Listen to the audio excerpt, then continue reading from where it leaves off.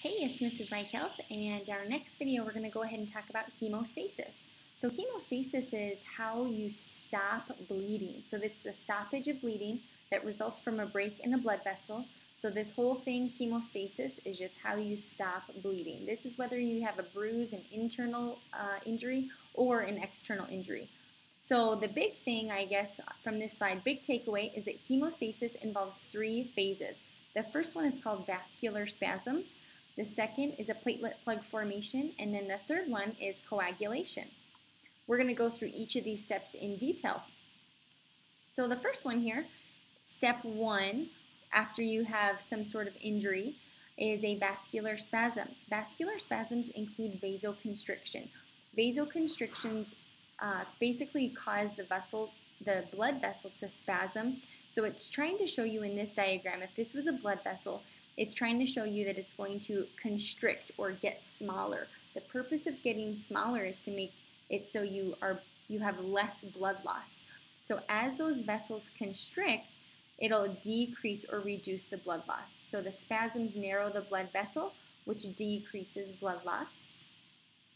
The next step, so this is step two, is a platelet plug formation. This is when you have collagen fibers that are exposed by a break in the blood vessel. They become sticky, and we'll see this on this next slide here. So after you have this is your vessel that's constricting, you're going to have all of these little platelets that are going to come not running, but they'll be signaled to come to that area, and they'll start to become sticky and cling to each other. The anchored platelets will release chemicals that attract more platelets. So basically it's going to be signaling or sending information to send more platelets towards the site of injury. The platelets then pile on to form a platelet plug, which sort of looks like this. So this first step was the vascular spasms.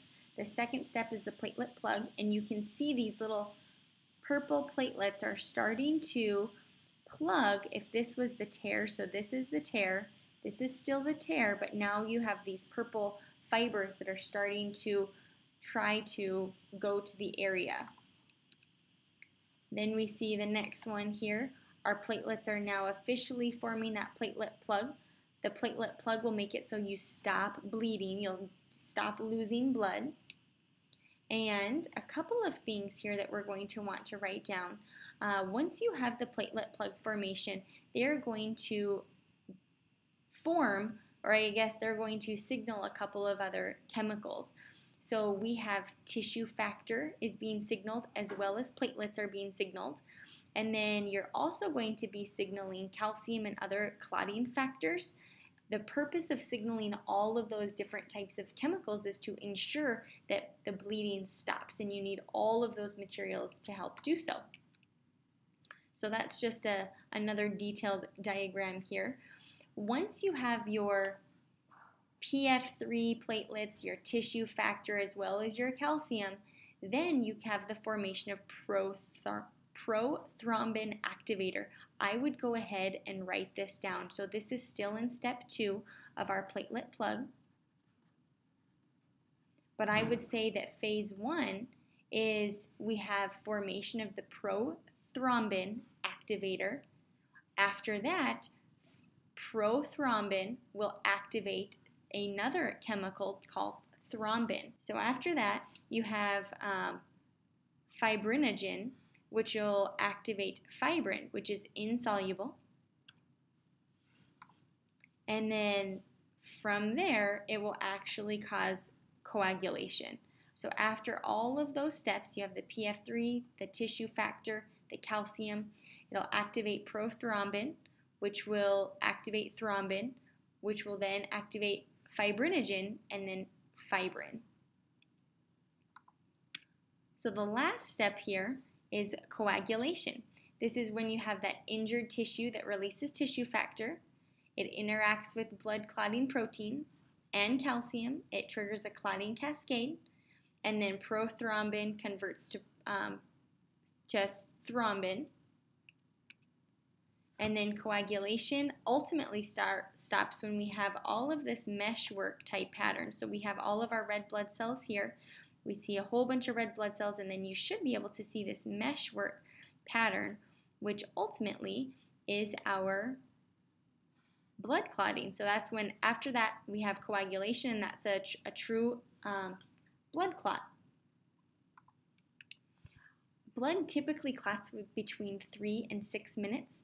The clot remains as endothelium, and basically the tissue below will regenerate. The clot will be broken down after the tissue is repaired. So there's a couple of undesirable clotting factors. The first one is called a thrombus. This is when you have a clot that occurs in an unbroken blood vessel. So that means that you have the tissue factor and you have all of those platelets that are being sticky, and there's not actually a broken vessel for them to have to repair. This can be deadly in areas like the heart. In embolus, or an embolus, this is when you have a thrombus that breaks away and floats freely in the bloodstream. This can later clog a vessel and in a critical area like the brain. Sometimes it'll happen in the lungs as well. And then the last slide here are some bleeding disorders. So the thrombocytopenia is a platelet deficiency. Basically, it means that you don't have enough of those platelets that are required for clotting blood. And then hemophilia is a hereditary bleeding disorder. We see this in the royal family. That was the Queen Elizabeth bloodline. If you learn that in biology, that's a really famous example of the family line showing hemophilia. And then this is where normal clotting factors aren't working or they're missing. So I hope you found the hemostasis video helpful.